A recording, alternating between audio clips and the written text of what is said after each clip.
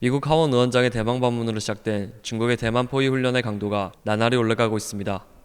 4일을 기점으로 중국 인민해방군 육군부대는 대만 해협에서 원거리 화력 실탄 훈련을 시행했습니다. 이 지역은 항공편과 화물선의 통행이 빈번하게 이루어지는 국제해역이라 문제의 심각성이 더욱 주목을 받고 있는 상황입니다. 심지어 일부 미사일은 대만 상공을 지나 해상에 떨어지기도 했습니다. 중국 내에서는 64년 전 대만 공격을 촉구했던 마오쩌둥을 소환해 중국 정부의 대만 봉쇄 훈련을 응원하고 있는 상황입니다. 이 같은 중국의 행동에 대만은 강하게 반발했습니다. 대만 국방부는 일부 훈련 지역이 중화민국 영해를 침범한다며 이는 국제 항로를 위험에 빠뜨리는 국제 질서에 대한 도전이며 대만 해협의 현상을 파괴하고 지역 안전을 위협하는 비이성적 행동이라고 규탄했습니다. 중국의 침략 행위에 대만뿐 아니라 일본도 당황스러운 모습을 비추고 있습니다. 어떤 이유 때문인지 자세히 한번 알아보겠습니다.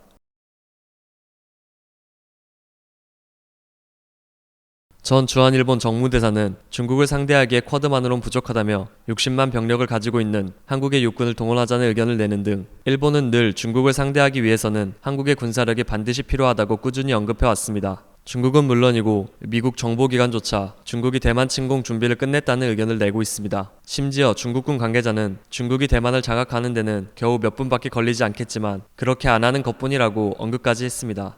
하지만 여러 해에 걸쳐 미중 갈등이 심화되고 반중 성향이 강한 미 하원 의원장이 대만을 방문하면서 중국 내 민족주의자들의 대만 무력 통일에 대한 목소리가 거세지고 있습니다. 심지어 일부에서는 미국의 대만 무장과 쿼드 전략이 강화되면서 대만을 통일할 수 있는 마지막 기회가 얼마 남지 않았다는 의견까지 나오고 있습니다. 최근 공개된 미국 정부기관의 보고서는 대만 침공 데드라인이 곧 다가올 수 있다고 언급하고 있습니다. 미국 의회 자문기관인 경제안보검토위원회는 대만과 중국 간 전쟁 발발 위험성을 지속적으로 경고해왔습니다. 단순히 동아시아 지역 내 패권 문제에서 나아가 미국의 안보에 직접적인 영향을 줄 수 있다며 중국 투자 및 경제협력 제한 등을 검토해야 한다고 말했습니다. 또한 이미 중국 군대가 대만과 전면전을 수행할 준비를 마쳤다고 덧붙였습니다.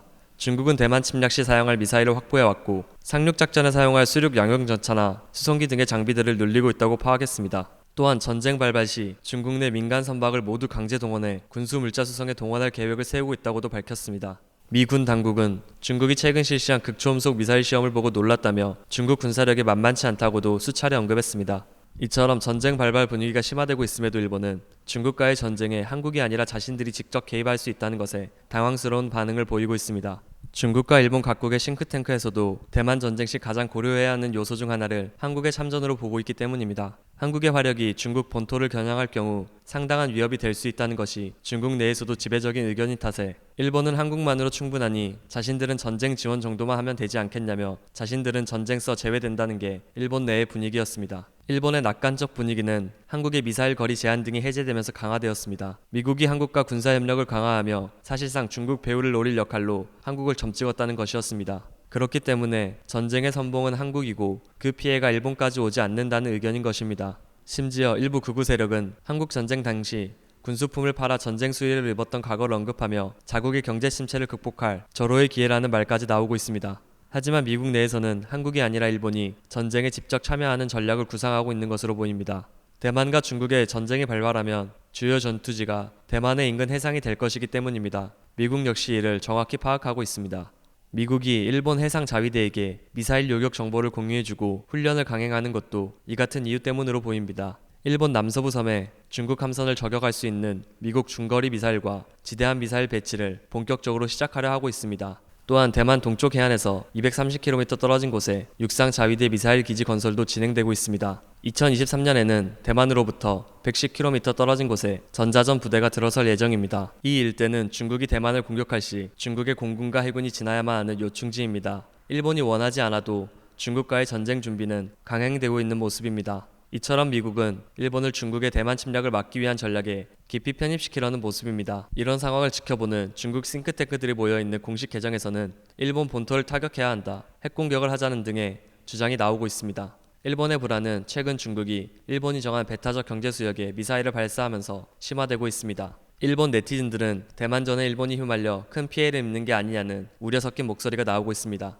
또한 중국을 상대로 미국의 대리전을 하는 게 아니냐는 의견도 나오며 가장 큰 희생을 겪는 국가 중 하나가 일본이 될 수 있다는 의견도 덧붙였습니다. 그렇다면 중국과 대만 전쟁에서 미국이 한국이 아닌 일본을 지목한 이유가 무엇일까요? 가장 큰 이유는 북한의 존재 때문으로 보입니다. 대만 전쟁에 한국이 본격적으로 참전할 경우 북한에 의해 다시 한번 한국 전쟁이 시작될 위험이 존재합니다. 그럴 경우 최악에는 동북아 전체로 전쟁이 확산될 여지가 존재합니다. 그리고 미국의 최우선 고려사항은 본토의 안전입니다. 하지만 최근 북한이 대륙간 탄도미사일 시험을 강행하면서 언제든 미국에 직접적인 타격을 할 수 있다는 위험성이 존재합니다.